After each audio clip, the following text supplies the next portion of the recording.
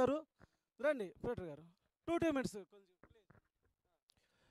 అందరు గట్టిగా 2 చేతులు పైకెత్తి హల్లెలూయా, మరోసారి గట్టిగా హల్లెలూయా, మూడోసారి చివరిగా హల్లెలూయా.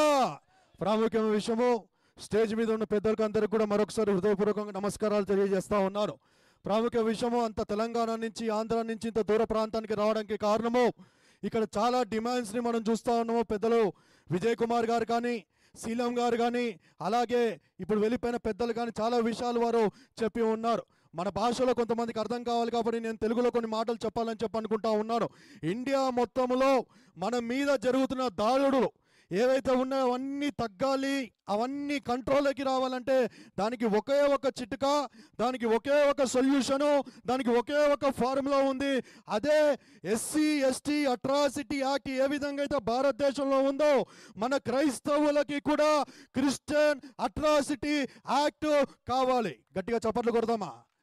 క్రిస్టియన్ అట్రాసిటీ యాక్ట్ ఎప్పుడైతే ఇండియాలో వస్తుందో దీని ద్వారా ఎవడైనా క్రిస్టియన్ల మీద కానీ, పాస్టర్ల మీద కానీ, బైబిల్ మీద కానీ, చర్చి మీద కానీ కన్ను ఎర్ర చేయాలంటే 10 సంవత్సరాల జైలు శిక్షను, 10 సంవత్సరాల అలాగే 10 లక్షలు జరిమానా వారికి విధించే విధముగా ఇక్కడున్న గవర్నమెంట్ వినాలని చెప్పి మనవి చేస్తూ ఉన్నాను.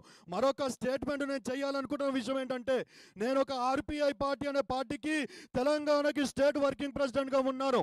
ఈరోజు ఈ పార్టీ నుంచి కాదు, కానీ నాకు కమ్యూనిటీ ఇంపార్టెంట్ కాబట్టి ఏ గవర్నమెంట్ అయితే అట్రాసిటీ మైనారిటీ యాక్ట్ తీసుకొస్తుందో ఆ గవర్నమెంట్కి నేను సంఘీభావన తెలియజేస్తానని చెప్పి అంటా ఉన్నాను. ఓపెన్గా డిక్లేర్ చేస్తా ఉన్నాను. ఆ పార్టీలో 10,000 మందితో జాయిన్ అవ్వడానికి నేను సిద్ధంగా ఉన్నాను తెలియజేస్తూ నా మాటలు నేను ముగిస్తా ఉన్నాను. Thank you very much. Thank you.